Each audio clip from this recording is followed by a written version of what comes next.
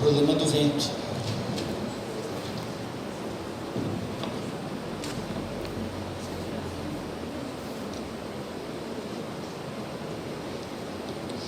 Esdras, capítulo 1, começando dos versos 1 até o 4, por enquanto. Esdras, capítulo 1, iniciando dos versículos de 1 a 4.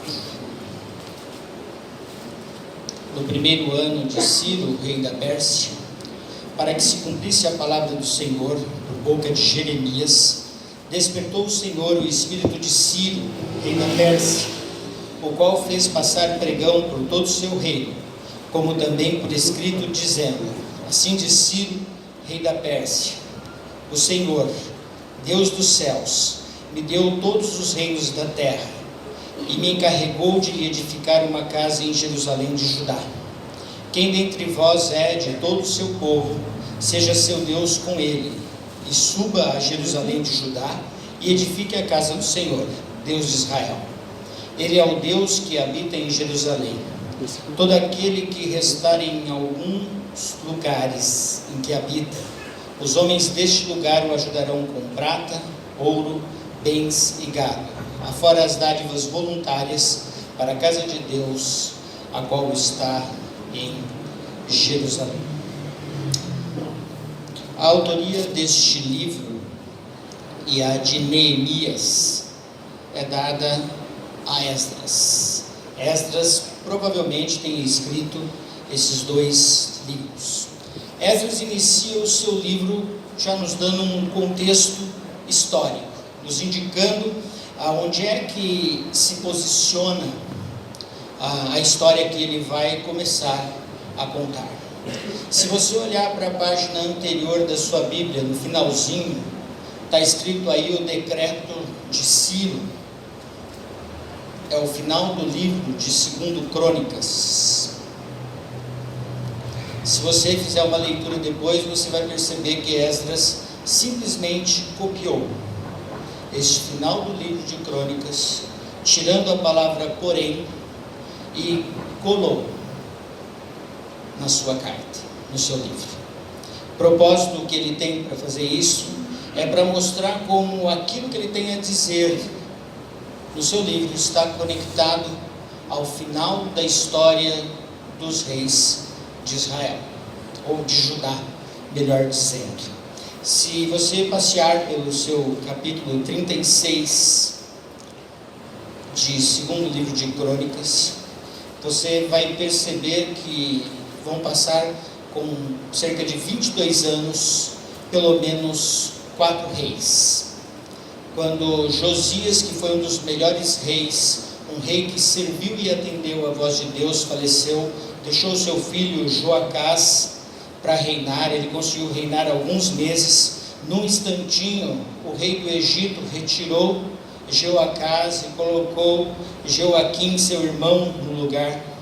Ele reinou por 11 anos. Depois, o seu filho Joaquim vai tomar o trono. Novamente, o rei agora da Babilônia retira este rei e coloca o último rei da linhagem em Judá, Zedequias. Zedequias talvez tenha sido um dos piores reis, mas todo esse contexto de Crônicas, do 2º livro de Crônicas no final, e se você fizer uma leitura depois na sua casa, você vai perceber que todos eles não andaram no caminho de Deus, não fizeram o que era reto diante de Deus. E quando chegou no tempo de Zedequias, piorou muito a situação. Então, dá uma lidinha para você entender o que é este contexto, o que é essa história.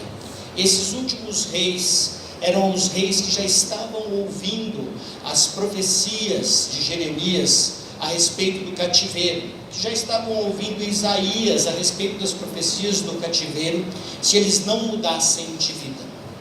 E esses reis não se curvaram a Deus, e o povo não se curvou a Deus, e o cativeiro do povo de Judá tem início então no final dessa história. Eu vou andar um pouquinho para trás na história até chegar em Esdras. Quando começa esta confusão toda aqui em Israel, em Judá, se você pegar o segundo livro de Crônicas, no versículo 18, todos os utensílios da casa de Deus, grandes e pequenos, os tesouros da casa do Senhor e os tesouros do rei e dos seus príncipes, tudo levou ele para a Babilônia. Queimaram a casa de Deus e derribaram os muros de Jerusalém, todos os seus palácios queimaram, destruindo também todos os seus preciosos objetos. Esta é uma das vezes que Nabucodonosor veio até Judá para destruir Judá. Esta é a última em que ele derruba o templo, derruba os muros e leva todos os objetos que tinha para a adoração de Deus para o seu tesouro lá em Babilônia. Então, esta é a história, e a história que foi profetizada anteriormente, que dizia que se eles não se voltassem a Deus, não voltassem a adorar a Deus com interesse de coração, eles seriam levados cativos. Quando Esdras vai começar a escrever a história, ele diz que no primeiro ano de Ciro, rei da Pérsia. É o primeiro ano em que Ciro começou a reinar em Israel, ou mais precisamente na Babilônia, que era quem coordenava o território de Judá. Então, quando Ciro assume o trono, tomando a Babilônia da mão de Belsassar, e nós já vamos chegar nessa história, na mão de Belsassar é que começa a história de Esdras. Quando Nabucodonosor foi até Judá e levou cativo todos eles, foram 3 visitas militares em datas diferentes. Numa delas, Daniel foi levado para a Babilônia. Eu vou tentar conectar vocês com histórias que a gente conhece mais na Bíblia para ficar um pouquinho mais fácil. Daniel foi levado para a Babilônia, numa destas, das 3 vezes que Nabucodonosor atacou Judá. Na última, ele destrói completamente Judá. Na segunda, Daniel vai ser levado cativo para a Babilônia e vai passar toda a sua história lá. E a gente lembra a história de Daniel, de todas as coisas que vem acontecendo, e de repente muda o rei. Ele continua na Babilônia, mas muda o governo. Quando muda o governo, no livro de Daniel, você lê lá que é Dario. Dario foi provavelmente um general de Ciro o Grande. Então, quando Ciro assumiu todo o reino existente, todo o império existente na época, Daniel estava na Babilônia. E a gente vai lembrar que a Babilônia cai quando aparece aquelas letrinhas escritas na parede, com um dedo, com a mão, que só aparece a mão. Lembram disso? O que é que estava escrito lá? Nemei, Tekel, Parsan, né? Vocês conhecem bastante aramaico, né? Foste pesado e os seus dias foram contados, e naquela noite, naquela festa, a Babilônia é entregue nas mãos de Ciro. E no primeiro ano do reinado de Ciro, quem invade é Dario, mas quem é o rei é Ciro. No primeiro ano do reinado de Ciro, para que se cumprisse a palavra do Senhor. Então, eu já dei aqui um monte de gente nessa história, né? Nós já temos Nabucodonosor, que invadiu Judá, que levou o cativo para a Babilônia, o Daniel e seus amigos, levou todos os tesouros que tinha da casa. Isso permaneceu nos tesouros guardados lá na Babilônia. Só que Jeremias já tinha uma profecia. Deus já tinha dado para Jeremias uma profecia a esse respeito. E quando Daniel estava lá na Babilônia, ele foi ler a Bíblia, como ele fazia, ou, na verdade, os rolos que ele tinha em seu poder, e ele encontrou algumas profecias que falavam a respeito do tempo em que o povo de Judá estaria exilado lá na Babilônia. Eu queria que você abrisse em Jeremias. Jeremias, capítulo 25. Mas deixa o seu dedinho aí em Esdras. Jeremias, capítulo 25, versículo 11.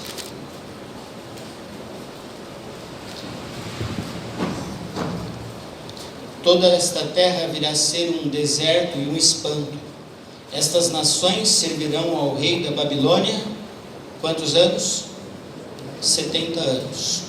Quando Daniel leu esse texto, e leu também outros textos, como o de 29:10, em Jeremias mesmo,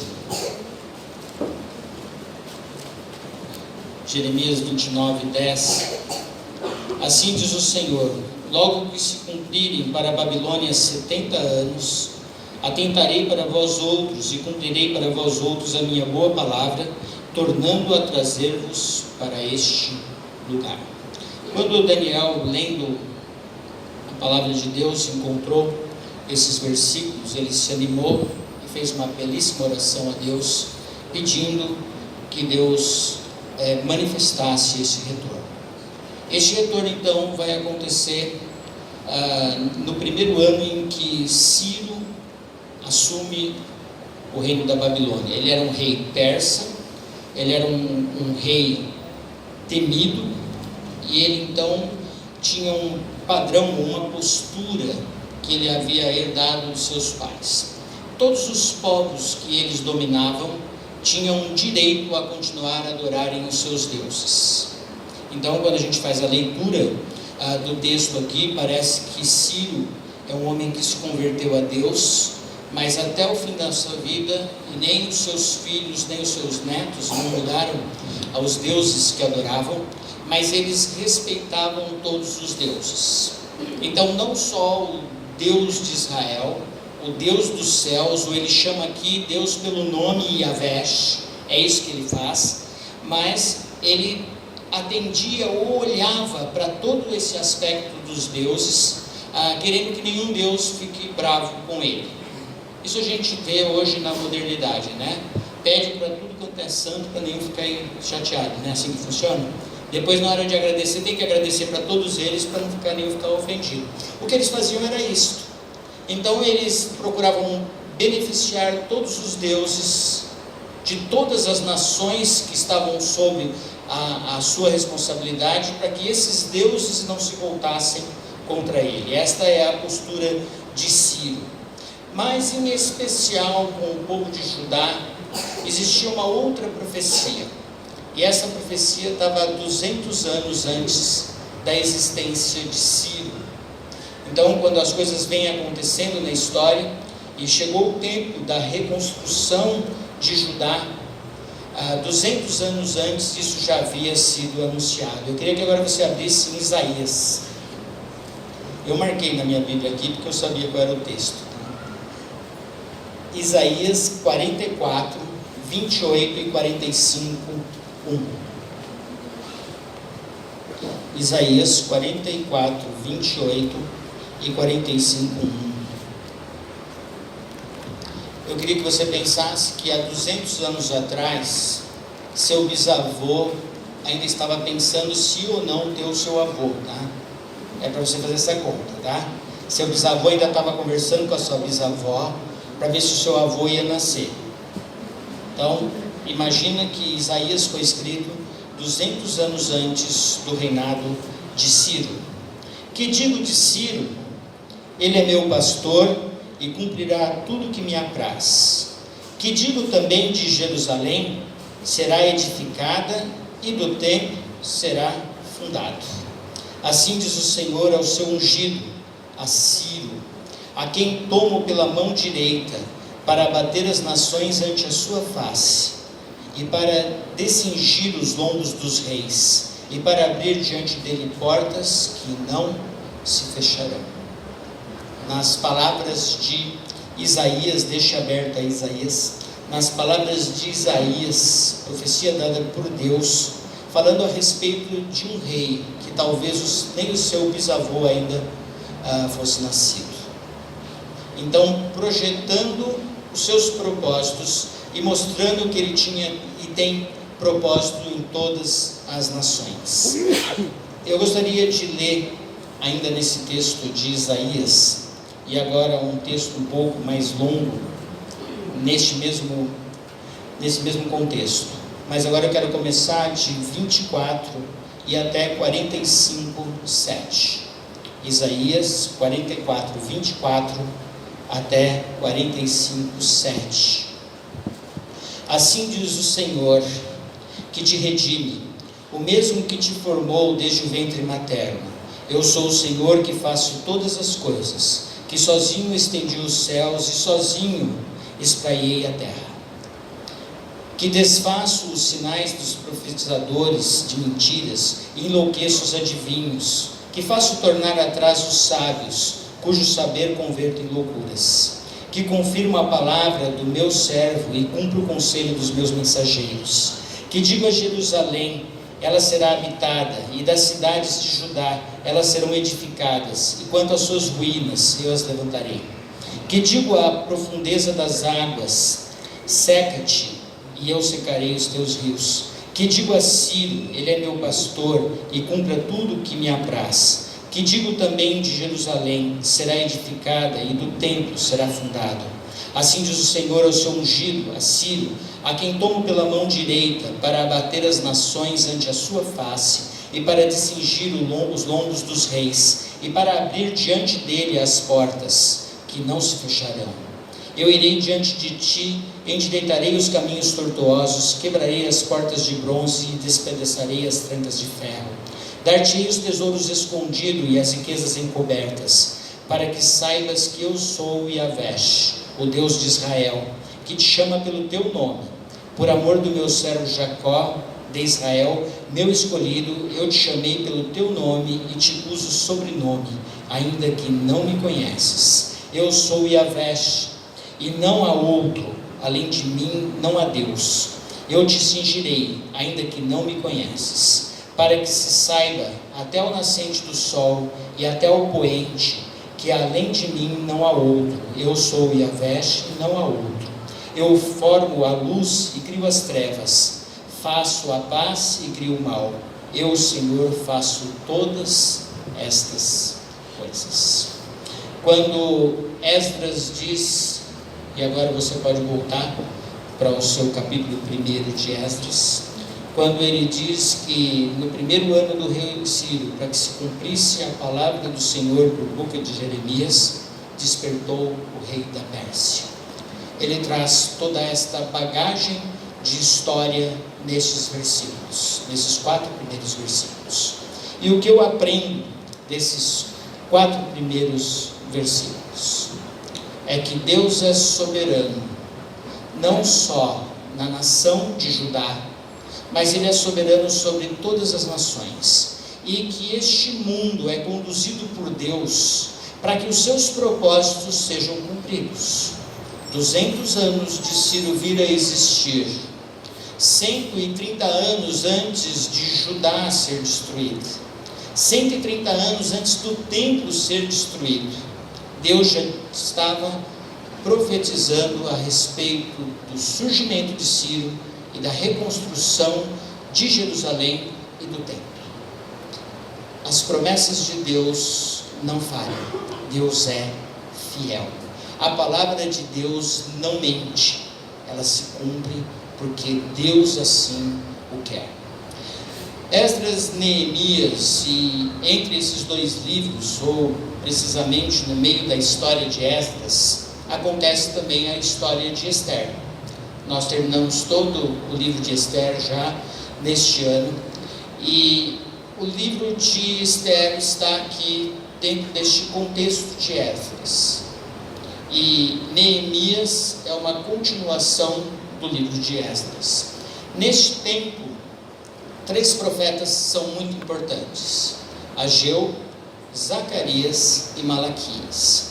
Então, quando você está lendo a Bíblia, você precisa ter esse panorama. Se você for ler o profeta Ageu, você tem que saber que ele está falando num tempo em que Judá ia ser reconstruído, que o templo seria reconstruído, e que essa história que está aqui em Esdras, que é um reavivamento espiritual, iria acontecer.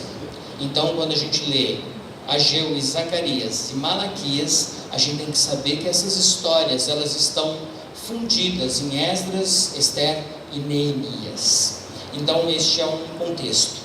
E quando eu olho para essas coisas que estão acontecendo, na ordem que elas estão acontecendo, eu consigo ver que Deus está reconstruindo Judá, reconstruindo Jerusalém, reconstruindo o templo, reavivando a religião, o espírito dos judeus, porque ele tem um propósito. E o propósito dele é que o povo de Deus não desapareça da terra, porque é deste povo que trará ele, Cristo Jesus, ao mundo. Então, se existe preservação do povo de Judá nesta história, é porque um dia, e a gente sabe que esse dia já foi, mas que um dia viria aquele que haveria de se assentar no trono de Davi. E é assim que o Antigo Testamento termina, no livro de Malaquias, na expectativa da chegada do Messias. Messias que eles esperavam, um Messias que viria para redimir Israel, e que para nós, na verdade, é aquele que vem redimir as nossas almas do inferno. Aquele que veio para se assentar no trono à destra do Pai e trazer salvação a todo aquele que nele crê. Então a preservação do povo de Deus tinha propósitos redentivos de Deus para a história. Vamos continuar agora no nosso texto aqui a partir do versículo 5. Então se levantaram os cabeças de famílias de Judá e de Benjamim, e os sacerdotes e os levitas, como todos aqueles cujo Espírito de Deus despertou, para subirem a edificar a casa do Senhor, a qual está em Jerusalém. Todos os que habitavam aos arredores os ajuntaram com objetos de prata, com ouro, bens, gado e coisas preciosas, afora tudo o que voluntariamente se deu. Também o rei Ciro tirou os utensílios da casa do Senhor, as quais Nabucodonosor tinha trazido de Jerusalém e tinha posto na casa dos seus deuses. Tirou Ciro, rei da Pérsia, sob a direção do tesoureiro Mitridade, que os entregou contados a Sesbazar, príncipe de Judá. Eis que o número deles: 30 bacias de ouro, 1000 bacias de prata, 29 facas, 30 taças de ouro, 410 taças de prata de outra espécie e 1000 outros objetos. Todos os utensílios de ouro e de prata foram 5.400. Todos esses levou Sesbazar quando os do exílio subiram da Babilônia para Jerusalém.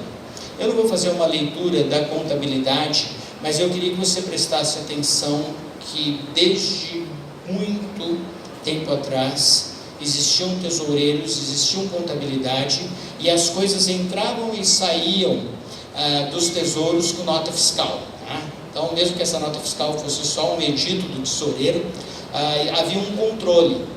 E quando eu olho lá na história de Israel, que Nabucodonosor entrou, destruiu o templo, acabou com tudo, deixou Jerusalém num estado deplorável, queimou tudo, não sobrou casa alguma, e ele roubou, ou na verdade o texto diz que Deus entregou na mão de Nabucodonosor todos os utensílios da casa dele. Eu vejo que Deus já estava usando Nabucodonosor como alguém que fosse guardar, ou seja, o império mais poderoso do mundo da época iria guardar lá no seu tesouro as coisas do templo que seria reinaugurado 70 anos depois, porque naquele lugar ninguém mexeria. E enquanto Deus disciplinava o seu povo por adorar outros deuses, por não servi-lo como deveria servir. Então Deus vem providenciando todas as coisas.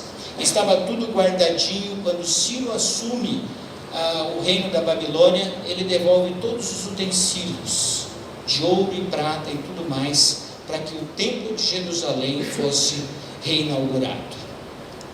Mas tem uma expressão que aparece 2 vezes nesse texto, e eu gostaria que nós olhássemos para ela.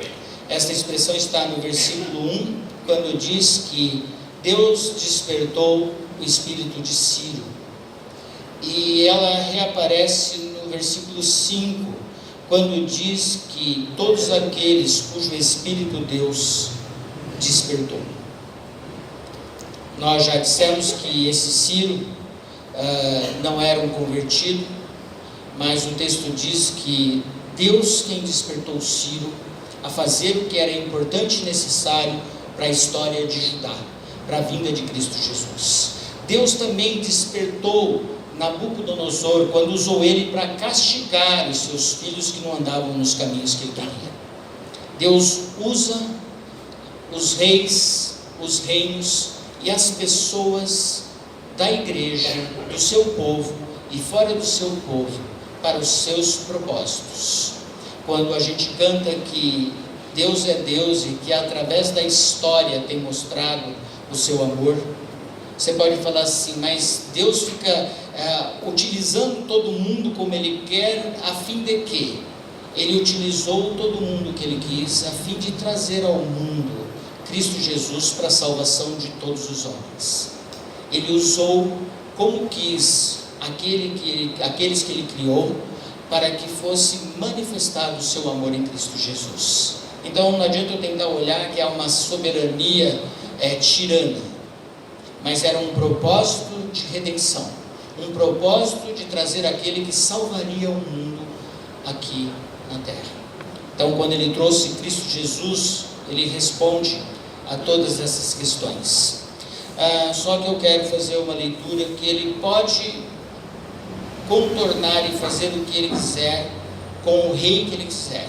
Se Ele pode fazer com os reis, se Ele pode fazer com os reinos, Ele pode também fazer na vida daqueles que Ele resgata.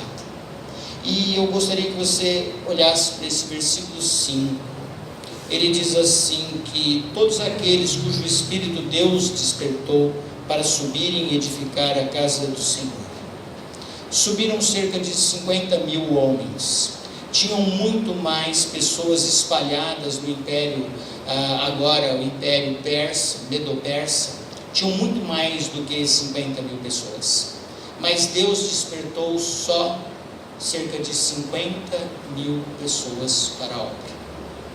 E também alguns outros foram despertados para darem ofertas, para que o templo fosse construído. Eu fico pensando em como olhar para esse texto e tentar fazer uma aplicação prática para nós nos nossos dias. Deus pode despertar homens que não são salvos para fazer aquilo que está dentro do controle dele. E aí eu tenho que olhar para este mundo, a troca de poderes, a ciranda das fortunas. A gente às vezes fica desesperado, ora vem esquerda, ora vem direita, ora tudo parece que vai afundar, ora parece que está melhorando, e de repente Deus levanta um, Deus cessa outro, e a gente vê isso. Se você ficar ouvindo o que acontece no mundo todo, aí vem aquelas notícias, né? Os cristãos na Síria são perseguidos, mortos, torturados. Você vai para as Guinés, países muçulmanos, e aí você fala assim, Deus livra ele desses problemas. Na verdade, a nossa oração pode estar sendo falha nesse sentido, porque se essas coisas estão acontecendo no mundo, quem é que está no controle do mundo? Se esses cristãos estão sofrendo nesse local, é porque Deus tem um propósito para eles. Nossa oração para esses cristãos que estão sofrendo deve ser qual? Deus, fortifica e aviva esses corações para continuarem dando testemunho de Ti, onde estiverem e o que estiverem sofrendo. Eu preciso fazer essa leitura porque eu preciso me perguntar, e você precisa se perguntar, se nós cremos que Deus está no controle de todas as coisas, estas coisas fugiram do controle de Deus? De forma alguma. A minha fé em Deus, ela é afetada pelo meu entendimento da palavra, e por eu entender o que é a soberania de Deus nesse mundo. Deus é soberano sobre todas as coisas. Às vezes olhamos para o nosso próprio emprego, olhamos para os nossos negócios, olhamos para o nosso salário, assim, a coisa está muito difícil. Esse patrão que eu tenho me persegue. Esse patrão que eu tenho não presta. Eu queria te dizer o seguinte, que esse patrão que você tem é o que Deus colocou na sua vida. Eu já disse. É o que Deus, Ele está trabalhando comigo. É o que Deus colocou na sua vida. Então eu preciso olhar para este processo e entender, Deus é soberano sobre todas as coisas. Se eu estou nessa situação, Deus está no controle dela. As minhas reações, as coisas que acontecem na vida, vai de como eu olho para quem é o meu Deus. Às vezes você está passando apertado financeiramente, ou sendo acometido por doenças, que a gente tem acompanhado isso na vida dos irmãos da igreja, e eu sei que de vez em quando bate desespero, e falta dinheiro, e o remédio é caro, e a correria é difícil, não tem como ir, as coisas estão acontecendo, as dificuldades estão presentes, sim, estão presentes nas nossas vidas. Jesus nunca falou que a nossa vida seria tranquila, mas quando você for parar para orar, você tem que estar posicionado. Se Deus é o Senhor que moveu Nabucodonosor, um grande imperador, que derrubou o seu neto, Belsazar, lá no livro de Daniel, que fez com que Ciro pegasse todo aquele reino, e ele fizesse com que o templo de Israel fosse renovado, e o povo fosse reavivado. Se Deus pode movimentar as nações todas, não estaria Deus tomando cuidado da minha vida? Então qual é a nossa oração nos momentos de dificuldade? Senhor, reconhecemos a tua soberania sobre as nossas vidas, mas a coisa não está fácil, mas nós reconhecemos que o Senhor está no poder de tudo. E a pergunta é, dá para aliviar Deus? Você pode fazer, você pode conversar com Deus. E um dos últimos cânticos que nós cantamos, que a Adilson sabe que eu gosto muito, que esse Deus soberano que coordena todo o mundo, todas as nações, que tem propósitos para todas as coisas que acontecem, Ele também tem tempo suficiente pelo poder dele de cuidar da sua vida, de olhar para as suas necessidades, de ouvir a sua oração e de atender o que está dentro do seu coração. Temos um Deus soberano, temos que descansar nesse Deus. Eu não estou falando que essa coisa é simples e fácil, mas isto é o que tem que nutrir o seu coração. Eu tive esse texto de Lamentações de Jeremias, capítulo 3, que eu preciso encher o meu coração de coisas que me dão esperança. Lembrando que Jeremias é o profeta que escreveu no tempo em que Jerusalém foi destruído. E Lamentações, ele está chorando a destruição do templo, a destruição dos muros e a destruição da cidade e o aniquilamento do povo, do seu povo, dos seus irmãos. Ele fala, mas eu preciso nutrir o meu coração de coisas que me dão esperanças. Está difícil agora? Deus está querendo te ensinar alguma coisa. Renda-se a Deus. Segunda aplicação que eu quero fazer é que Deus chamou só 50 mil lá. Tanto Deus desperta quem Ele quer, mas também Ele desperta o espírito dos seus filhos para fazer a obra. E eu queria que você saísse daqui com uma pergunta no seu coração. Se você tem já anos de convertido e até hoje Deus não te despertou para servir, que você se colocasse diante de Deus e tivesse uma conversa franca com Ele.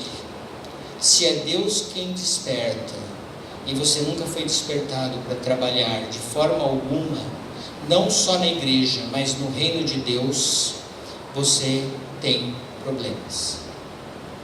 Você precisa sentar com o seu Deus, colocar diante dele. Se você não foi despertado, se você não tem desejo, se não há alegria em servir dentro ou fora da casa de Deus, você tem sérios problemas com Deus. Não adianta a gente tentar esconder.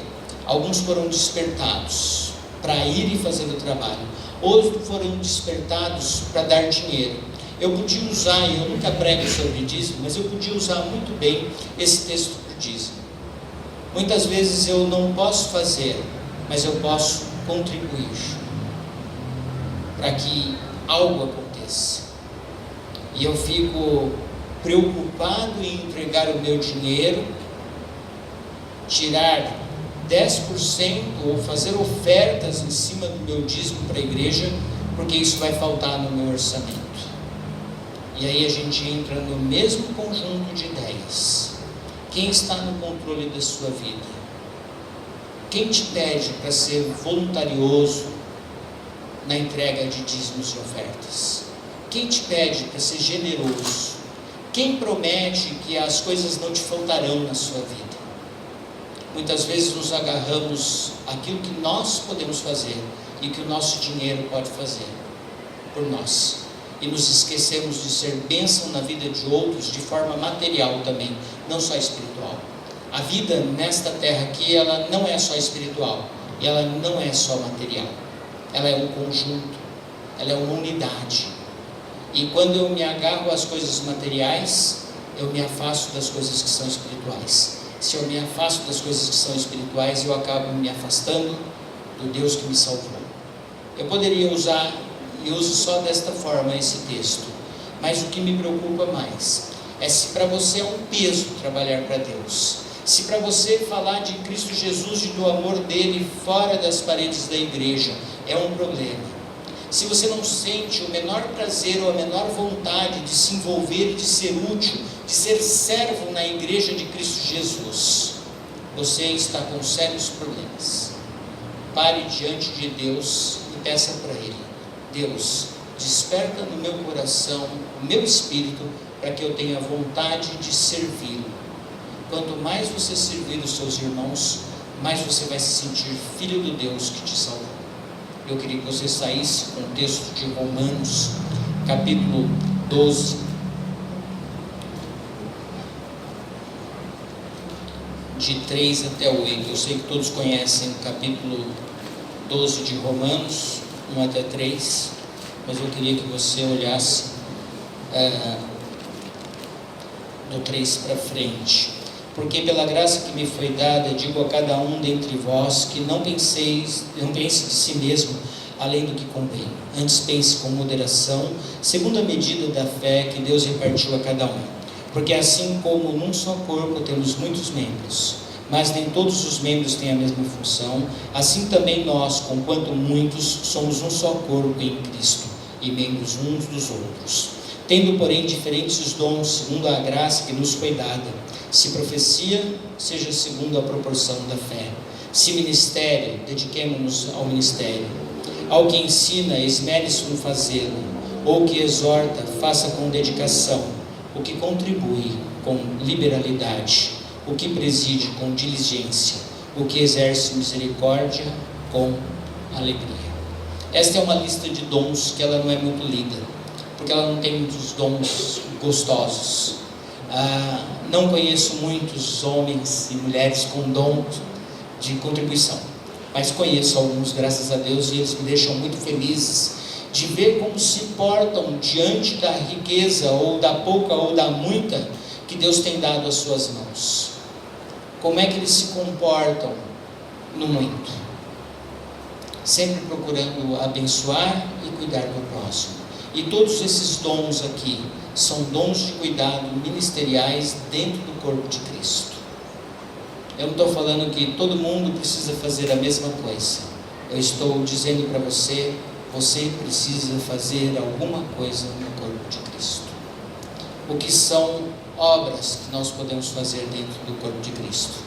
Podemos orar, podemos ajudar, podemos acolher, podemos abraçar, tem muita coisa. Eu não estou falando que todo mundo precisa sair desesperadamente procurando um trabalho, mas servir no corpo de Cristo também às vezes é pegar uma vassoura, limpar uma sujeira, não olhar para as coisas que estão passando ao seu lado e deixar de lado. Tem muita coisa importante a ser feita, que são coisas simples e que pode transmitir amor a alguém. Pense nisso. seja útil no corpo de Cristo, seja útil para Cristo, na manifestação da sua palavra e do seu amor aos que ainda não ouviram falar deste. Que você pegue a história que a gente começa agora em Esdras e aplique a sua vida. O que é que Deus pode fazer na sua vida? E qual a leitura você tem feito das coisas que têm acontecido na tua vida? Que Deus te use. Amém.